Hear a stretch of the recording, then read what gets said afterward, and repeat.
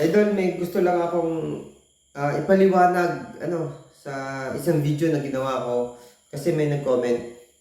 At yung nag-comment, shout out Jimmy Santos. Ganda ng pangalan mo, kapangalan mo yung isang artista. Di ko alam kung baka ikaw nga ito. Yan. Ay, tungkol ito sa matagal ko ng video. Yung tungkol sa dugo na nakakasama sa ating dumi. Isa ito sa mga vlog na ginawa ko, follow up do sa naunang bahid ng dugo sa dumi na isa sa mga maraming nanood, kasi ilang libong views na yon, viewers, ilang libong viewers yun. Parang nasa 30 ata o basta marami-rami yung nakapanood nun. At kaya ginawa ko yun ng follow up vlog. Ayun nga, ang tanong dito ng ating kaibigan ay anong need gawin para maiwasan. Tama yun, preventive. Mahirap kasi pagka ginagamot mo na yung isang sakit. Kasi alam niyo naman sa paggagamot, hindi naman ganong kabilis. Uminom ka ng gamot na nasa butika, magaling ka na, hindi naman ganon.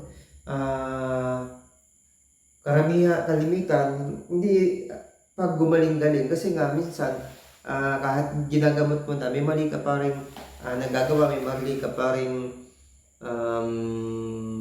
procedure na dapat ayusin pero hindi mo alam.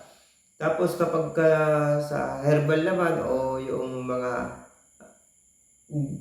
gamot na nasa paligid lang natin, mga tanim natin, hindi naman ganun kabilis. Hindi naman ganun, hindi ganun kabilis makapagpagaling. Pero yun nga, ayon sa karanasan ko sa iba't ibang uri ng sakit, mas matagal siya magpagaling pero solid yung pagkakagaling. Kasi hindi lang gamot ang naibibigay, na ihahatid sa atin ng mga herbal. Naandun na rin yung panlinis ng ating katawan, nakakapaglinis yun ng katawan at the same time nakakapagbigay ng pampataas ng immune system, at mga vitamins and mineral at iba pang mga uri ng kailangan ng katawan natin. Yun yung kagandahan sa herbal. Hindi katulad ng gamot na binibili natin, sala na kasi yan, dumaan na sa laboratory, ang target ng gamot kung ano yun lang yung sakit. I-stop, tutulungan yung katawan na habang nagpapalakas yung resistensya ng katawan natin, pinipigilan na lumala yung sakit. Yun yung dulot na binibigay ng mga gamot na binibili natin sa butika. Tama yung kay Brother Jimmy na ano yung kailangan gawin. Prevention talaga. Prevention. Anong kailangan gawin natin para maiwasan ang magkaroon ng dugo, bahid ng dugo sa dumi. Una, kung meron ka na nito, sabi ko nga doon sa mga vlog, kailangan mong ingatan yung kinakain mo na hindi makapagpalala sa sugat na meron ka.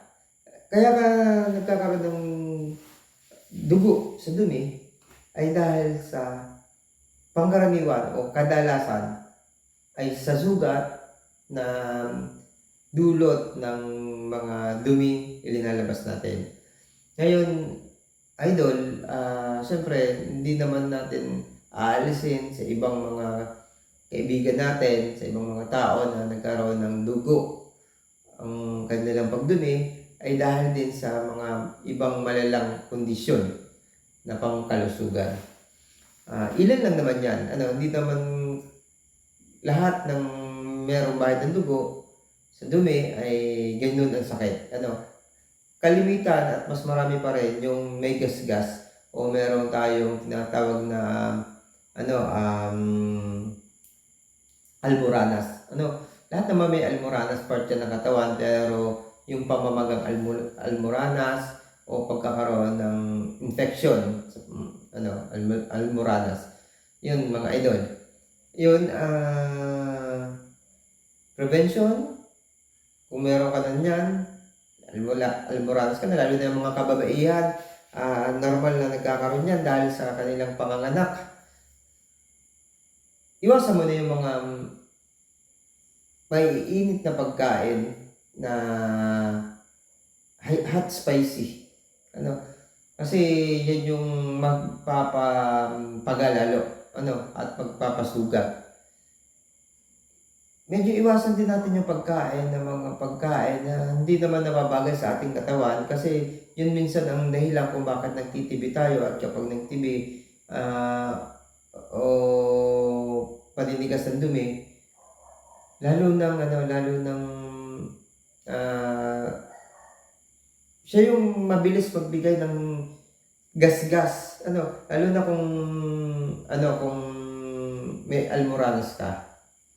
Tapos yung daming na iniinom natin tubig. Kailangan alagaan natin yung ating katawan sa pag-inom ng tubig, kasi may ganito tayong problema.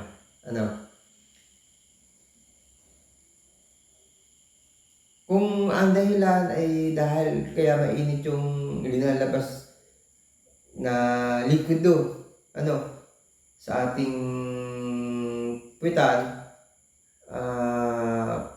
na i-vlog ko na rin ito nasama ko na rin sa vlog yun minsan mainit, minsan mahapde kahit walang sugat.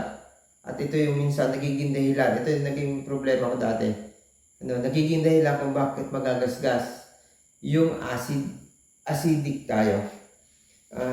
Marami akong vlog na nagtuturo ko paano bumaba yung acid, paano ma-maintain yung tamang acid ng katawan natin. Marami akong vlog niyan, halos lahat ng vlog ko yan ang itinuturo ko.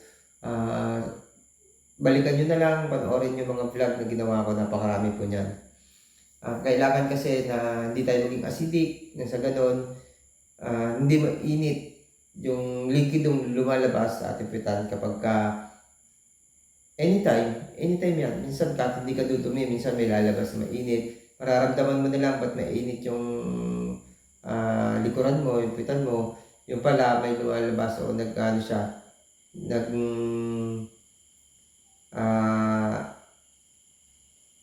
tawag doon, yung para sa babae, yun, ganun, hindi ko maalala tawag, discharge yun, nagdi-discharge siya ng likido na mula sa ating tiyan, yun yung acid. Mainit siya, mararamdaman mo siya na mainit, lalo na pagka dumumi ka, mainit. Yun, mga idol, yun yung prevention. At panatilihin natin na ang pagkain natin talagang gulay. Kasi yung gulay, hindi yan kalimitan nakakapagpa tigas ng ating dumi. Kasi madaling tunawin. Tapos kailangan yung digestive system natin maayos magtrabaho. Kasi pagka hindi maayos magtrabaho yung digestive system natin, dun minsan nagkakaroon ng pagtitibi o pagtigas ng dumi. Yun lang mga idol, sana kay Sir Jimmy Santos, sana nasagot ko yung tanong mo. Bye-bye at God bless you, ingat po tayo.